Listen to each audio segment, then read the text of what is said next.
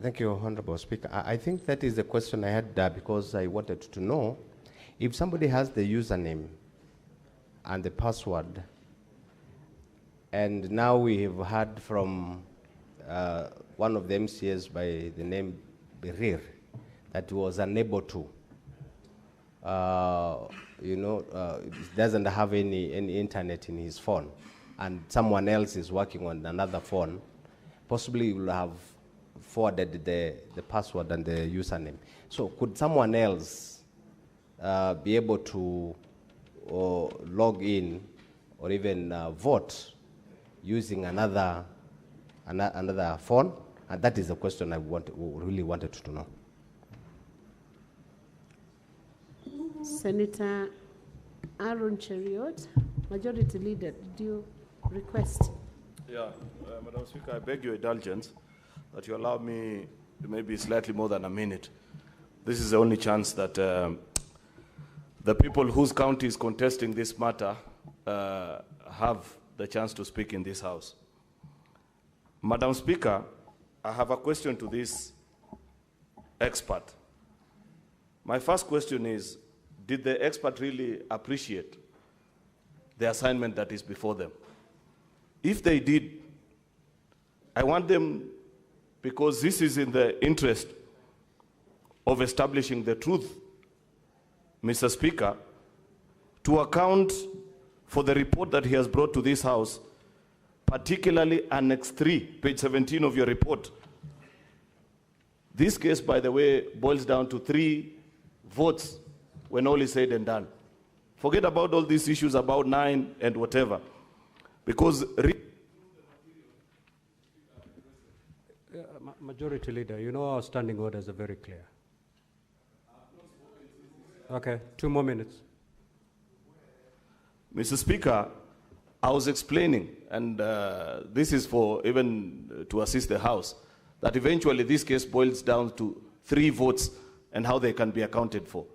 Because if you read the affidavits of the County Assembly and those of the governor's team, there is a contestation only on 4 votes.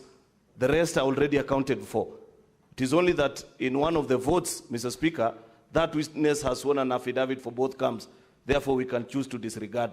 But I was pointing the expert to his report on page 17, Annex 3, to explain to this House whether he is certain and absolutely certain that the member written there as for Cheplanget ward, for Kapkatet, and Kapkugerwet ward, they are the 5th from bottom, 3rd, and 2nd last votes that gain him.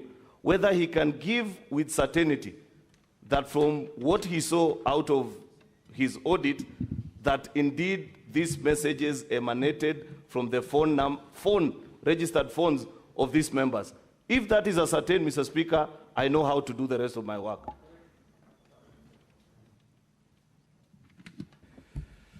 Senator Onyonka. Thank you.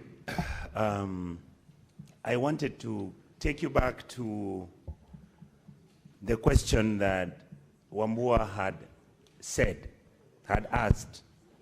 And we go back to page 5, and that is question number 3. You say, the question you were asked, was it possible for any MCA or any other person who had a link to vote on the motion on behalf of an MCA or any other MCA? Then you say no, and then you qualify it by saying you need to have both the username, that is the IPPD, and the password ID number. What you may not know is that when presentations were being done yesterday, we were informed that these names and numbers were freely given to everybody in the assembly. In other words, the private ID numbers and whatever that was being provided for. Senator Wakoli.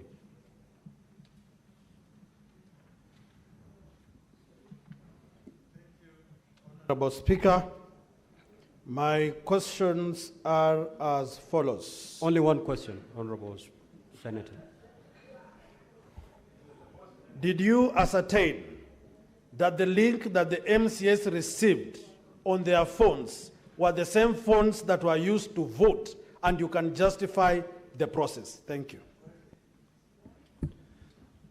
Senator Kavindu.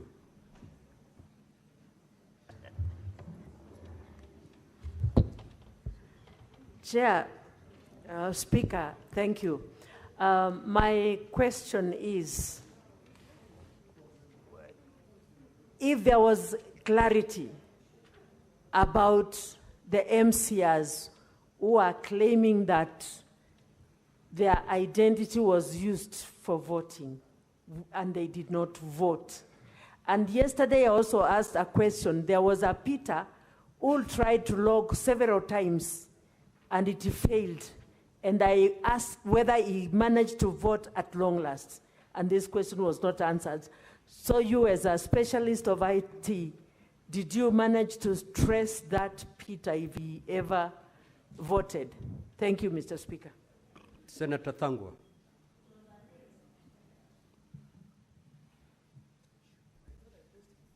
Thank you very much, Mr. Speaker. My question is very simple. We were told yesterday, and I tried to ask the same question, that 9 members voted from the same computer.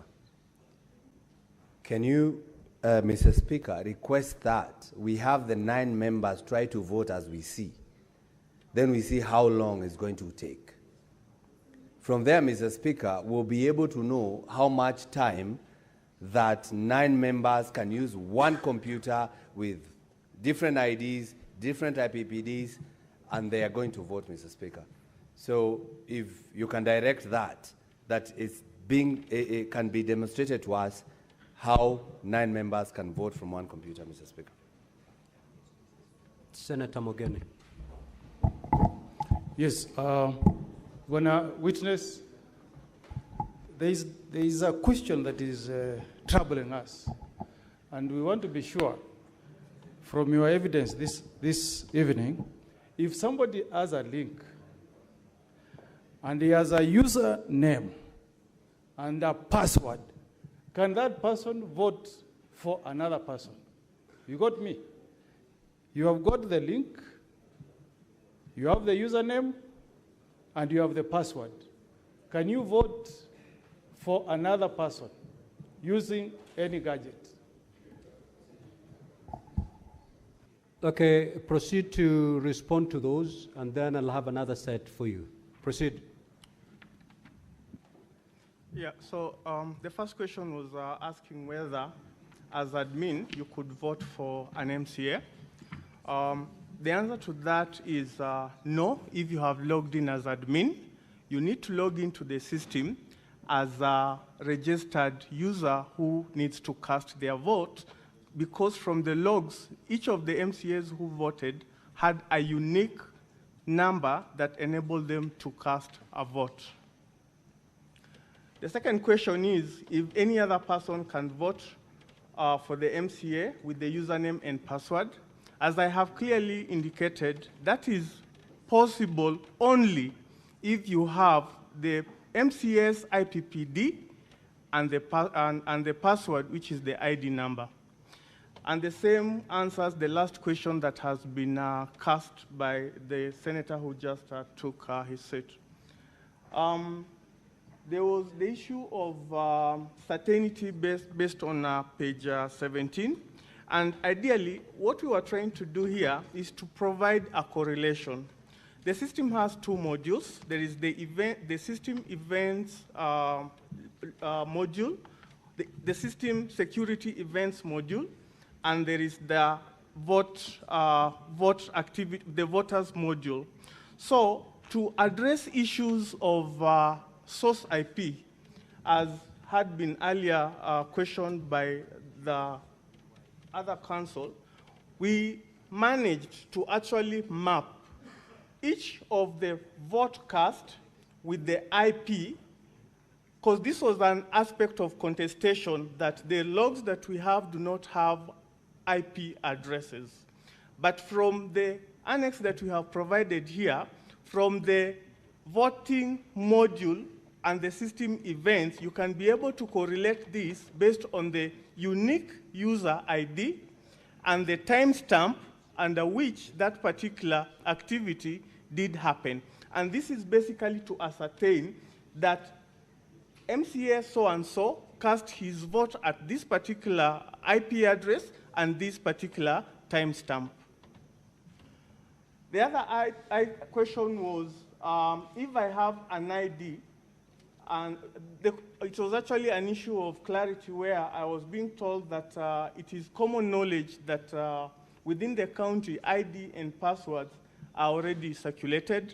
My response to that is not within my knowledge, because it's unique to the county, and I wouldn't have really known, because it is a culture issue within the county if that is their practice. I was also asked to ascertain the link and the voting process.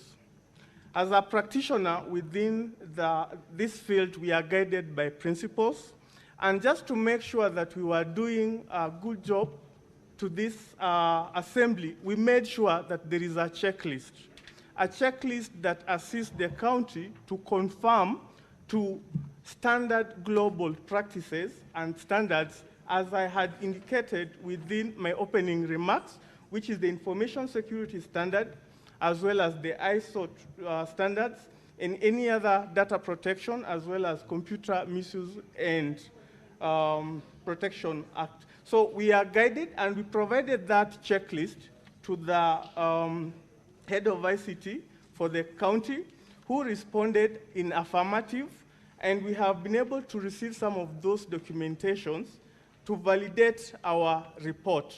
So the process of whether to ascertain that the URL that was provided and the voting process, that is a documentation issue which we have been able to be guided by the documentation that was provided.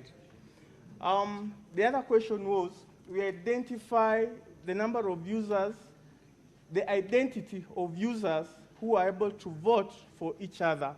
As I have said, you can only vote for each other if you have that particular MCA's IPPD number and the password.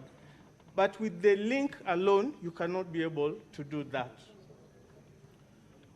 The issue of 9 people voting, I think the senator was asking whether that can be a proof of concept within the House. It is upon the speaker to decide. Then the last question was, with the link and password and username, can you vote? Yes, that is the answer. You can vote if you have both 3 parameters together. Thank you. The question by Senator Richard Onyonka. I responded, sir. Okay. Yes. Mr. Speaker, I think you understood where I was. You were not aware that we had been informed in the evening, in the morning yesterday, that all the MCAs and the other members were actually given the numbers of their colleagues in terms of their IDs and their IP numbers. So if that is the case, is it true, or do you then think it is possible that somebody could have voted for somebody else? Mr. Speaker, I think with that information where you have user's ID and user's password, it is possible for you to vote on behalf of another person. Senator Chiranke. Mr. Whitten,